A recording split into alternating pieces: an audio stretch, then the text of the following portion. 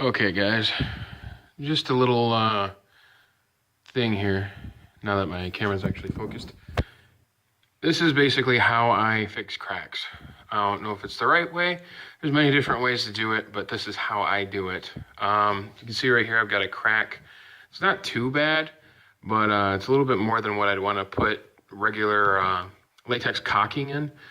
That's about the easiest thing you can do for cracks like this is you can actually just take caulking and just put your finger on it and go like that, run it down the crack, and with your finger just keep it a little bit wet and it'll actually fill it.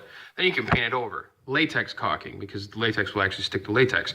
If you use silicone, silicone will not stick to it, or it'll stick to the wall, but it'll actually peel off, but then the paint won't stick to the silicone caulking. But this is a fiber mesh tape here. Comes in a roll, pretty much right here. I think it's like $4. A lot of people use it for waterproofing of bathrooms and bathtubs when they actually do cement board. That's usually what it's used for. But basically put it on here. It's kind of self-adhesive. But then I'll go over here with mud. Use an all-purpose USG green top lid. And smooth it out, kind of just get the width of this with the mud, pretty much, just barely, you know, kind of smoothing out the edges a little bit. But then once that dries, then you want to come through, sand it off a little bit, get rid of the rough edges, and then you'll go a little bit wider with another strip. Just then again, feathering it out, just building up layers, building up layers. You don't really want to sand in between too much because then you risk sanding off too much and then getting back down to the tape, and then you got to start from square one again. And then you do it about 3 or 4 times, whatever it needs. So you'll fill this, go 3 steps, more and more and more, getting wider and wider and wider until you're probably out till about here even, you know, just barely, just very, very thin. So it creates a very smooth transition. And then the crack will, because this is here, because this is a 1925 house, it's pretty much done settling. So this will actually hold this here, and if I get a crack again, I would be very surprised. It might be 100 years from now. But I'll put the mud on here and kind of show you what it looks like after that. Okay, so we're back.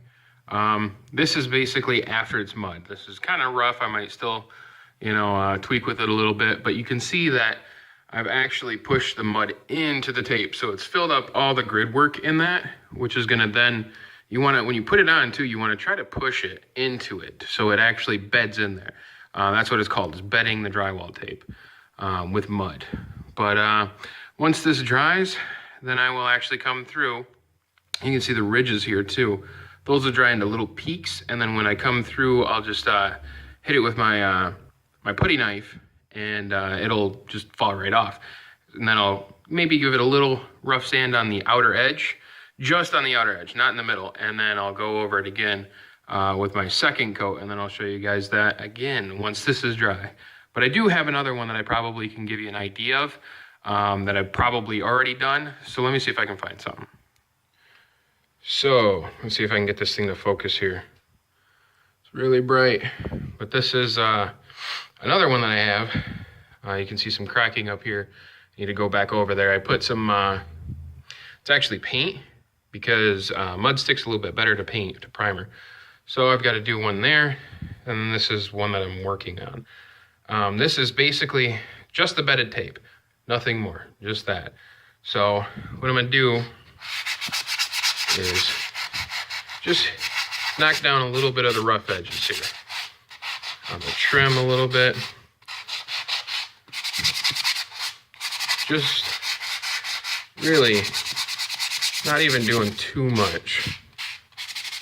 Just feathering out a little bit. So that's pretty much it. And then I'll, sorry, I'm trying to set my scrubber down.